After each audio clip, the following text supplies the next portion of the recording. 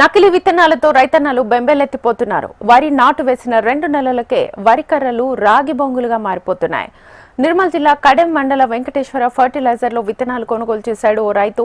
నకిలీ విత్తనాల వల్ల 3 ఎకరాల వరి పంట నష్టపోయానని రైతు ఆవేదన వ్యక్తం చేశాడు.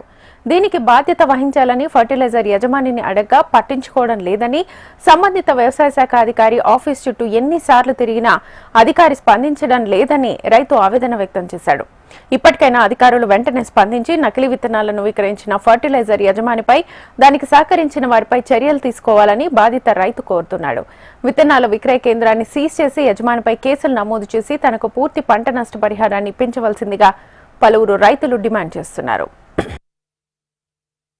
పెద్దూర్తాండ గ్రామం. నేను కావేరీ సీడ్ తీసుకున్నా. వెంకటేశ్వర షాప్ మన సురేంద్ర దగ్గర 3 కిలోల బ్యాగ్, ఒక బ్యాగ్ కు 1400, 10 బ్యాగులు తీసుకున్నా. 3 ఎకరాలు పొలం వేసిన, నార చల్లే వరకు నారు బాగా నచ్చింది. నాటేసిన తర్వాత 20-25 రోజుల నుంచి ఒక్కొక్క రాయి గొట్టాలు వెళ్ళినది. ఆ తర్వాత మళ్ళా ఇంకో 5 రోజులు చూసే వరకు ఎన్ని కర్రలు వేస్తే అన్ని కర్రలకు రాయి గొట్టాలే వెళ్తున్నాయి. ఇప్పుడు మళ్ళా సైడ్ పొన్న వెళ్ళే పిలకలు కూడా రాయి గొట్టాలు వెళ్తున్నాయి. నేను ఏఓ గారికి విన్నపం చేసిన, ఇప్పుడు కాంప్లీట్ ఇస్తున్నా, రాసిమన్నారు.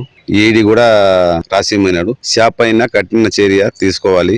షాప్ దగ్గర ఒక 4 రోజులు తిరిగినా గానీ సురేందర్ అనే ఒక వ్యాపారి లైట్ గా తీసుకొని ఏమి కాదరన్నట్టు దాగా వేసి భయపెట్టించిండు. అతని పైన చర్య తీసుకోవాలని కోరుకుంటున్నాను.